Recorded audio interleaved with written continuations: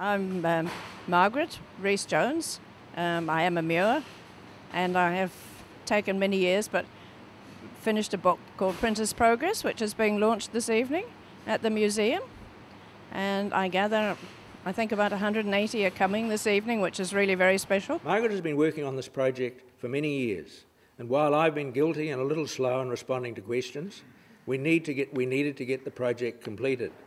The 175th anniversary of the family's involvement in newspapers in New Zealand was a catalyst, and the pressure was on. Our great-great-grandfather James Muir pulled the first sheet from the press from the first newspaper printed in New Zealand on the Petone foreshore on the 18th of April 1840. The book is not just a story of a family, but a social history from the shop floor, a tribute to the contribution of many individuals over the years. It's a great occasion that we as the Gisborne District Council present to the Gisborne Herald and the Muir family for the launch of the Printer's Progress, and it is still the progress of many stories to come. The Herald doesn't actually go fishing for stories, we actually make them. And sometimes I end up on the front page for one reason or another.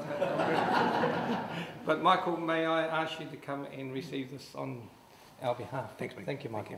Well, I think you probably all know that I'm a Muir. One or two people tonight have said basically, oh, I didn't realise you were connected to the family. And my father, and Alison, who's here, our father was Geoffrey. And so we grew up, hello Priscilla, we grew up with the paper. And it's just fantastic. I've been coming back for some years, obviously. First of all, a PhD, which I finished in 2004. And I remember my sister saying, how on earth are you going to go about that? And I said, well, I'm just going to start reading the papers. So I started and I marked everything I thought was interesting. I took copious notes. It was before the days when one travelled with a laptop computer, so I was busy writing. And then anything of real interest, Michael would photograph and bromide and post them across. That's what was happening in those days, so technology's even changed during this project. E ako rangatira, tēnā tātou, and it seems exactly right to begin the launch of this book in Māori because apparently, from everything we know, it seems very likely that James Muir spoke that language because they published in the Wellington Independent quite a bit in Te Reo. So it's so many fantastic stories in this book.